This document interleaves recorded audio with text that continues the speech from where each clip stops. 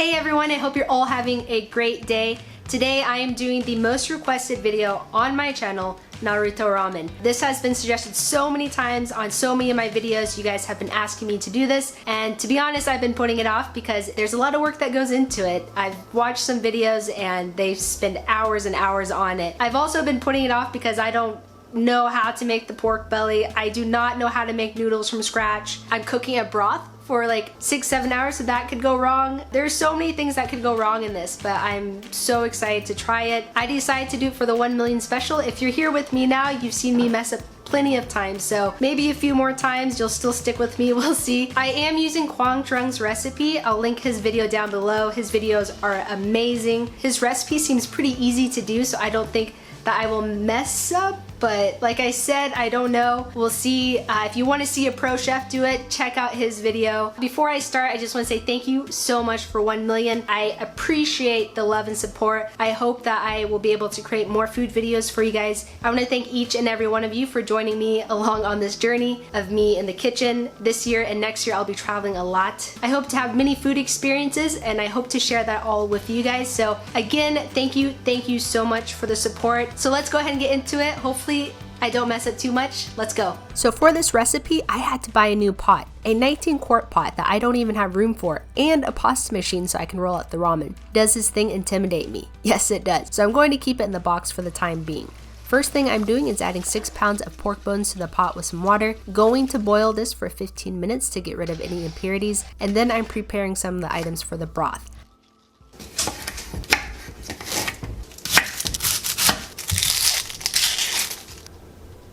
After 15 minutes of boiling the pork bones, you can see all the stuff coming to the top. I'm draining this and rinsing off the bones, and then filling the pot to about 16 quarts of water.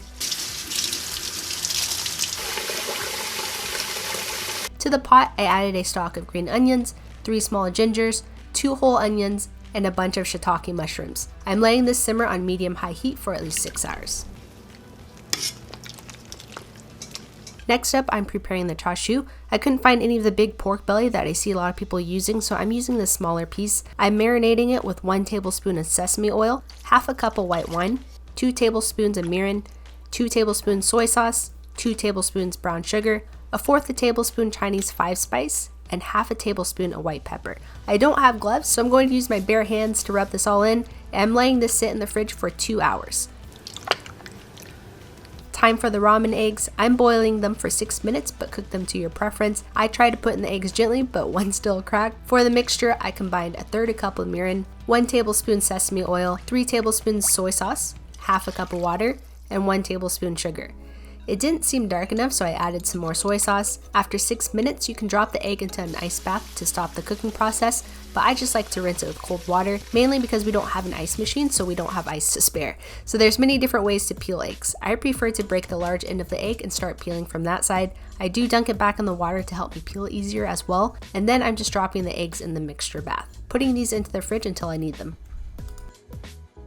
So next up, I needed to make some baked baking soda. Apparently this is necessary for the ramen noodles. I placed some parchment paper on a baking sheet and poured a bunch of baking soda on it. Then I put it in the oven at 275 degrees Fahrenheit for 1 hour. I couldn't really tell the difference after pulling them out, but they weren't burnt, so I'll call that a win. Back to the pork belly that has been marinated for 2 hours, so it's really thick and I had some trouble rolling it up. In hindsight, I probably should have trimmed a bit of the top off. I used some butcher's twine to tie it up as tightly as possible. This was a real struggle. At first, I didn't tie them tight enough, so it kept coming loose, and then the pork belly was coming apart, so I needed to use more twine to get it tighter. Eventually, I was happy enough with the results. I added some olive oil to a hot pan and seared each side of the pork belly for 2 minutes. I felt like the piece was way too big and the skin was crackling, and I had no idea if I was doing the right thing. But oh well. After it looked sufficiently seared, I placed it in a baking sheet and popped it in the oven at 400 degrees Fahrenheit. I had some technical difficulties. In my defense, it's a little hard holding a camera in one hand and dealing with the hot oven in the other hand. And then with the extra marinade, I added it to a pan to create a glaze to brush on the pork belly later. While everything was cooking, I prepared the toppings, which includes green onions. By the way, I also bought a new knife for this recipe. It's just one I found at the Asian grocery store, but it's already 10 times better than my other knives. Another one of the toppings is fish cake, which is actually called Naruto. They've got the pink swirl in the middle of it. I've had fish cake before, but not this kind. Look how even these cuts are. Pretty amazing, right? I'm a pro at cutting. And the last topping that I'm cutting up are bamboo shoots. So now that all the toppings are done, it's probably time to finally make the ramen noodles.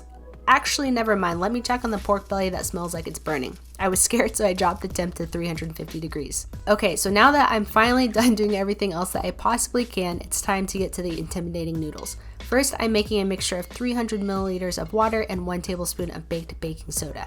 I'm mixing this in with 3 cups of flour. An alarm is going off, which is signaling 45 minutes of the pork belly being in the oven.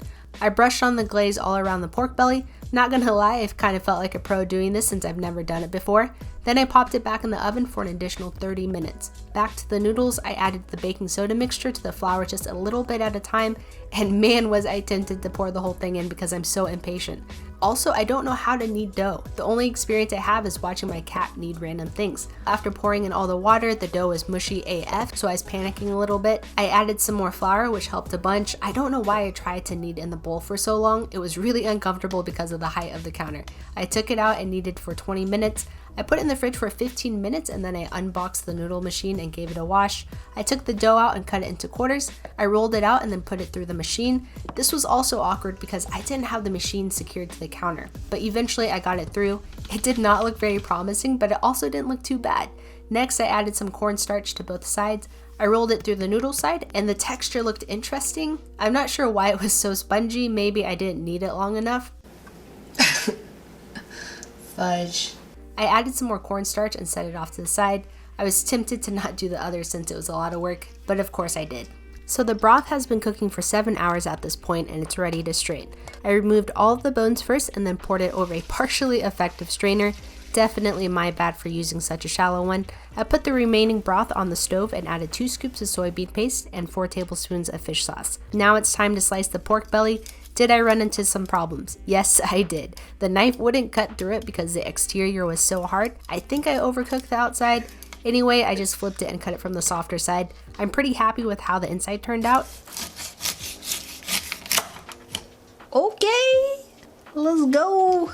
Next, I cried a little bit as I looked around my kitchen at the mess I was going to have to clean up. Last thing to do is to boil the noodles. I cooked them for about 2.5 minutes and then I rinsed it under cold water.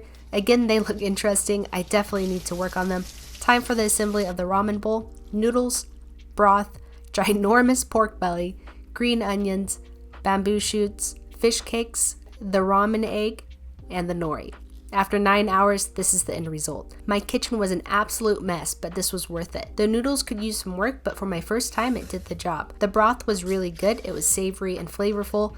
Now the pork belly had some good flavor and the meat was cooked perfectly, but the exterior was inedible. I couldn't even chew through it. I need to look up the reasons why that happened. I think I overcooked it when I was searing it. I'm happy with how it turned out, and as much as I enjoyed the savoriness, I wanted an extra kick, so I added chili garlic sauce. That helped a ton and I was able to finish the bowl.